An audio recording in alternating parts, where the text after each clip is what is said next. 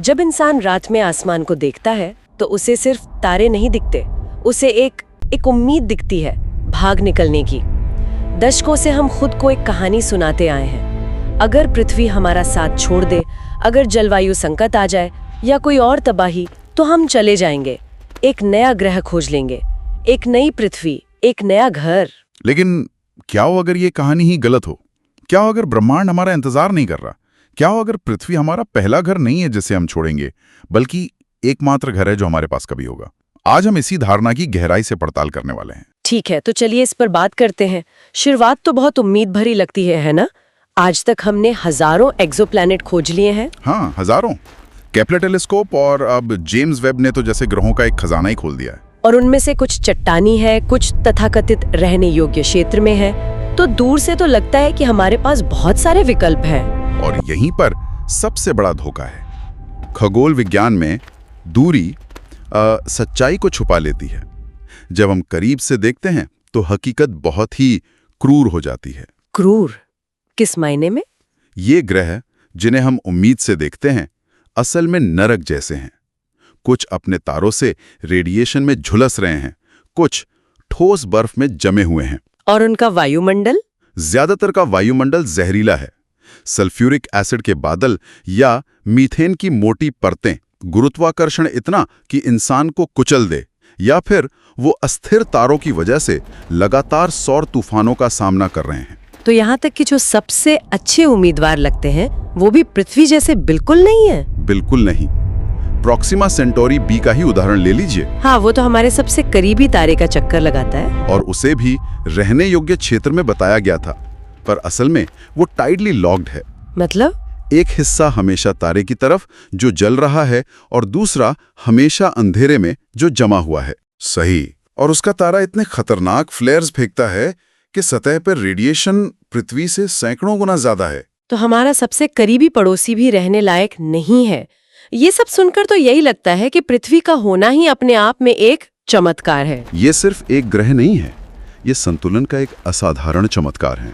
हम हमेशा Goldilocks zone की बात सुनते हैं, पर बात सिर्फ इतनी तो नहीं होगी। वो तो बस शुरुआत है। सबसे पहले हमारा तारा सूर्य एक बहुत ही स्थिर तारा है। हाँ, ज्यादा नखरे नहीं करता कह सकते हैं। बिल्कुल। फिर पृथ्वी का पिघला हुआ कोर एक शक्तिशाली चुंबकीय क्षेत्र बनाता है, एक कवच की तरह, एक अदृश्य कवच जो हमें सौर विकिरण से बचाता है। इसके बिना हमारा वायुमंडल ही उड़ गया होता, जैसे शायद मंगल के साथ हुआ। शायद। और फिर जाहिर है तरल पानी, जो कि ज्यादातर ग्रहों पर या तो भाप है या बर्फ। सही। इसके अलावा प्लेट टेक्टोनिक्स हैं जो हमारे ग्रह के तापमान को नियंत्रित करते हैं। और हमारा चांद, मैंने सुना है कि वो भी बहुत जरूरी है। बहुत जरूरी है। हमारा चांद हमारे ग्रह के झुकाव को स्थिर रखता है, जिससे एक स्थिर जलवायु बनी रहती है। एक मिनट, ये तो मैंने कभी नहीं सोचा था। मतलब बिना चांद के हमारी जलवायु पूरी तरह से अस्त व्यस्त हो जाती। बिल्कुल, शायद जीवन कभी पनप ही नहीं पाता। तो आप देखिए, एक स्थिर तारा, चुंबकीय क्षेत्र, पानी, प्लेट टेक्टोनिक्स, एक बड़ा चांद और एक जीता जागता वायुमंडल। इनमें से सिर्फ एक चीज हटा दीजिए और जीवन ढह जाता है। ये वाकई सोचने पर मजबूर करता है। लेकिन इन सारी मुश्किलों के बावजूद हम मंगल ग्रह पर बस्तियां बसाने की कल्पना करते हैं। एलॉन मस्क जैसे लोग कहते हैं कि एक लाइफ बोट हो सकता है, भले ही आरामदायक ना हो। देखिए, व्यवहारिक रूप से देखें तो मंगल घर नहीं है, वो एक बहुत ही खतरनाक जगह है। वहाँ रेडिएशन की बात तो हमने की थी। हाँ, क्योंकि कोई चुंबकीय कवच नहीं है और सांस लेने लायक हवा भी नहीं है। तो वहाँ रहने का मतलब क्या होगा? हमेशा के लिए मशीनों के अंदर रहना। तो वो फिल्मों जैसे बड़े बड़े गुंबदों वाले शहर, वो सब सच नहीं है? नहीं, असलियत में वो जमीन के नीचे बने बंकर होंगे। आप कभी खुली हवा में सांस नहीं ले पाएंगे। ये शहर बसाना नहीं, सिर्फ जिंदा रहना होगा। और दूसरे विकल्प, चांद या यूरोपा? चांद की हालत तो मंगल से भी खराब है, वायुमंडल है ही नहीं। और यूरोपा, उसकी बर्फीली सतह के नीचे महासागर हो सकता है, लेकिन वहां तक पहुंचना हमारी तकनीक से बहुत परे है। हाँ, तो हम असल में नए घर नहीं खोज रहे हैं, हम ये खोज रहे हैं कि घर वास्तव में कितना दुर्लभ होता है। ठीक है, तो अगर हमें कोई बना बनाया घर नहीं मिलता, तो फिर विज्ञान कथा का वो सबसे बड़ा सपना आता है, टेराफॉर्मिंग, किसी ग्रह को बदलकर पृथ्वी जैसा बना देना। सिद्धांत में यह बहुत शक्तिशाली विचार लगता है, लेकिन असलियत में इसकी चुनौतियां हमारी कल्पना से भी परे हैं। जैसे कि एक पूरे ग्रह को बदलने के लिए आपको इतनी ऊर्जा चाहिए होगी जो पूरी मानवता द्वारा आज तक पैदा की गई कुल ऊर्जा से भी ज्यादा हो। इतनी ज्यादा ऊर्जा। और इसमें समय लगेगा हजारों, शायद लाखों साल न हो। ये सोच ही थोड़ी डरावनी है। अगर जाने के लिए कोई दूसरी जगह नहीं है, कोई बैकअप प्लान नहीं है, तो इसका हम पर मनोवैज्ञानिक रूप से क्या असर होता है? ये एक बहुत ही गहरा सवाल है। मानव इतिहास नई सीमाओं की खोज पर बना है। हमेशा एक कहीं और की उम्मीद रही है, एक नया फ्रंटियर। हाँ, अगर कोई कहीं और है ही नहीं तो हमें एक बहुत भयानक विचार का सामना करना पड़ता है कि कोई बैकअप नहीं है। पृथ्वी कोई पड़ाव नहीं है, ये मंजिल है। तो फिर तो ये एहसास सब कुछ बदल देता है।